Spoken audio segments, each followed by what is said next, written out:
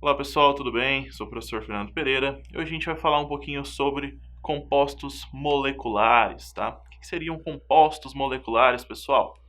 Bom, a gente já falou sobre ligações iônicas, a gente já falou sobre ligações covalentes e a gente tem que entender qual é a aplicação delas no dia a dia, tá? E a gente vai entender um pouquinho como que a gente vai dar fórmula para essas moléculas, tá? Para esses compostos oriundos das ligações iônicas e das ligações covalentes.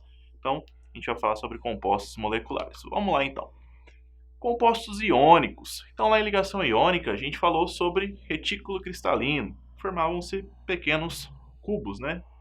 Então, a gente tem ali... Quem são os principais elementos que formam esses retículos cristalinos, que formam esses pequenos cubos? Os compostos iônicos, tá? Eles vão, na sua maior característica, são sais. Então, cloreto de césio, sulfato de zinco, cloreto de cálcio. Então a gente tem alguns sais, tá? E alguns elementos no estado preferencialmente sólidos, tá?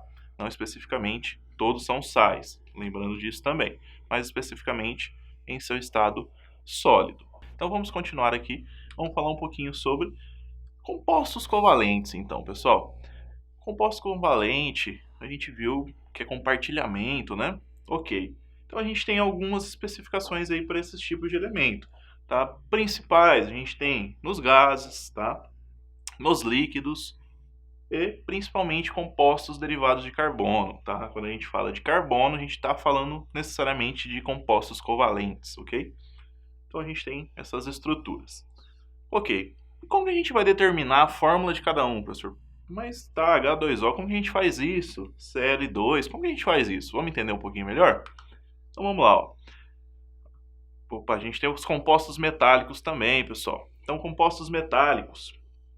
Quando a gente fala de compostos metálicos, a gente tem ferro, aço, carbono. A gente tem derivados elementos do nosso dia a dia também, tá? Esses elementos, a gente vai falar daqui a pouquinho, são compostos derivados aí de ligas metálicas. Então, vamos determinar um pouquinho essas fórmulas aí. Vamos lá. Então, como que a gente determina, então, pessoal, a fórmula de compostos iônicos, né? Derivados aí de ligação iônica. Então, vamos entender como são as duas formas. Uma a gente fala de íon fórmula. O que é íon fórmula, professor? Íon, então a gente viu na última aula o que são íons, cátions e ânions, certo? O que são cátions e ânions? Carga positiva e carga negativa. Então, vamos entender um pouquinho melhor como que o íon determina essa fórmula para a gente. Exemplo, elemento alumínio, tá? O alumínio, então, se a gente fizer a distribuição eletrônica dele, quantos elétrons ele vai ter na última camada? Ele vai ter 3 elétrons. Isso indica para a gente que ele precisa o quê? Perder esses elétrons para chegar à estabilidade. Lembra? Então, vamos lá. Se ele tem 3 elétrons e precisa perder, ok. E o oxigênio? Então, a gente fez a distribuição do oxigênio e identificou que na última camada ele tem quantos elétrons? Ele tem apenas 6 elétrons. Isso indica para a gente o quê? Que ele precisa receber mais 2, certo? Por isso, menos 2. Então, a gente tem ali Al mais 3 e O menos 2. Como que vai ficar a junção desses elementos? Tá? Nesse caso aqui, pessoal, o que a gente faz? É chamado, então, de regrinha de X. Tá? Em fórmula, então, multiplica aqui. Na realidade, nem multiplica, né? Só utiliza os valores cruzados, tá?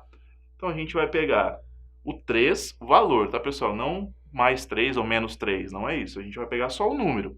3 vai ser a quantidade de átomos de oxigênio que a gente vai ter na fórmula. Então, O3. E o 2, que indica a carga do oxigênio, ele vai representar, então, o quê? A quantidade de alumínios utilizados. Eita, professor, mas ficou complicado de entender. Tá, vamos fazer mais um exemplo. E depois, quando a gente falar, então, quando a gente volta para retomar esse assunto um pouquinho. Mg mais 2. Então, se a gente fizer a distribuição do Mg, a gente encontra o quê? Que ele tem 2 elétrons na última camada. Então, indica que ele tem mais 2. E o Cl? Ele tem 7 na última, então falta 1, lembra? Ok. Então, vamos fazer então por x. Quantos mgs a gente vai utilizar? Se a gente vai utilizar o número que está aqui no Cl, o que tem aqui no Cl? Menos 1, então a gente vai utilizar só o 1, certo? Então, quantos mg vai ter na fórmula? Só 1 mg. Qual que é a carga aqui do mg, pessoal? Não é mais 2? Então a gente vai utilizar só o número, que é 2. Quantos cloros a gente vai ter nessa fórmula? Cl2. Então o íon fórmula, ao mesmo tempo que ele é simples, tá? Ele deixa a gente um pouquinho confuso. Então vamos entender um pouquinho melhor de outra forma que a gente já fez? Então vamos pegar aqui a fórmula eletrônica. Como que é a fórmula eletrônica? Aqui, pessoal, a gente tem representado por pontos, tá? Mas a gente tem como carga, ok? Isso falando em ligação iônica. A gente viu no slide anterior que seria mais 3. Então, mais e mais. Vamos representar desta forma, ok? E o oxigênio precisa receber quanto? 2. Ok. O alumínio tem 3, o oxigênio vai receber 2. Então, mandamos 2 cargas aqui para o oxigênio. Ok, esse oxigênio já está estável. Beleza. Só que não sobrou uma carga aqui do Al? Sobrou uma. Para onde que vai essa carga? Vai para um outro oxigênio, certo?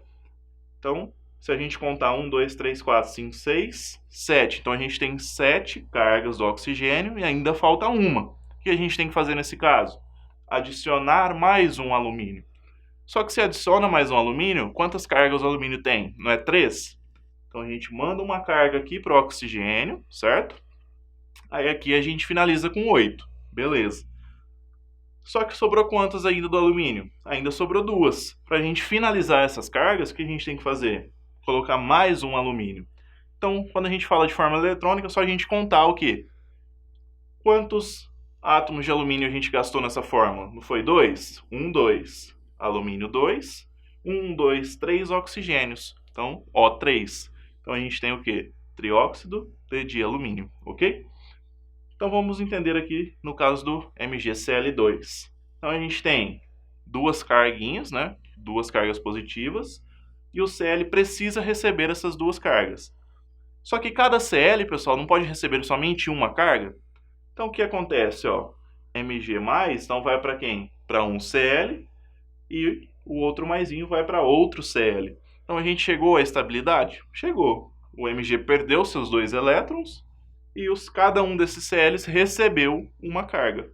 Então, a gente forma um composto seguinte. Quantos Mgs a gente utilizou? 1. Quantos Cls? 2, ok? Então, isso é a fórmula eletrônica, tranquilo? E quando a gente fala dos compostos covalentes, né? Como a gente determina essa fórmula para os compostos covalentes? Então, a gente tem fórmula molecular e a fórmula eletrônica, como a gente viu anterior. O que é fórmula molecular, professor? Então, fórmula molecular indica para a gente quantos átomos de cada elemento tem naquele composto. Por exemplo, Cl2. O que é Cl2? São 2 moléculas de cloro, tá? E que tipo de ligação que elas estão fazendo nesse caso aqui mesmo? Uma ligação simples, ou seja, a gente tem 2 moléculas de cloro instáveis na natureza, certo? E elas precisam se unir para chegar ao quê? A estabilidade de 8 elétrons na última camada. Então a gente viu aqui que elas se uniram e elas formam quem? Cl2, um composto estável na natureza. N2, que tipo de ligação o N2 está fazendo ali, pessoal? 1, 2, 3, uma ligação tripla entre nitrogênios, certo? Então cada nitrogênio tem 5 elétrons na última camada. Para chegar a 8 ele precisa de quanto? Não é de 3? Então 2 nitrogênios fazendo o quê? Uma ligação tripla. A gente tem N2, um elemento também estável, ok? Aqui a gente tem a representação então da água, tá? Então 2 hidrogênios, 1 oxigênio, representação da amônia, tá? Representação do gás metano. Então a gente tem aqui fórmula molecular. O que é a fórmula molecular? O que indica para a gente a quantidade de átomos existentes naquela molécula, certo? E a eletrônica, que a gente tem toda essa parte indicando onde está cada um dos elétrons, tranquilo?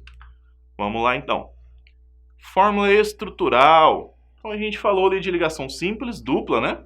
Tripla. Quando a gente fala de fórmula estrutural, a gente está falando dessas barrinhas, pessoal. Então, essas barrinhas indicam para a gente a chamada fórmula estrutural, tá bom? Bom, um lembretezinho aqui para a gente não esquecer, tá? A gente comentou bastante ligação simples, dupla ligação, ou seja, ligação dupla entre elementos, né? E a tripla ligação. Isso é bem importante da gente estar lembrando, ok, pessoal? Bom, hoje a gente falou um pouquinho sobre a ligação covalente. O que a gente não pode esquecer é o quê? Dos compostos metálicos. Para a gente determinar a fórmula dos compostos metálicos, também é muito simples, não tem um tipo específico de ligação. Por conta do quê? Compostos metálicos, por serem exclusivamente compostos feitos ali de metais, átomos de um único metal, que a gente tem um único elemento lá para determinado tipo de elemento, tá?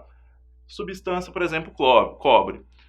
Num material feito de cobre, qual que é o átomo presente ali? Só cobre. Vai indicar para a gente, então, Cu, cobre. Uma substância de ouro, só tem ali ouro, tá? Então, o que representa? Qual que é a fórmula? Ouro, AU. Uma substância feita de ferro, somente representa o quê? Fe, indica pra gente ferro, ok? Bom, pessoal, então a gente falou um pouquinho hoje sobre compostos moleculares, tá? De como a gente encontra cada um deles na natureza, como que é essa composição de cada um deles. E a gente se encontra, então, na próxima aula, ok? Tchau, tchau!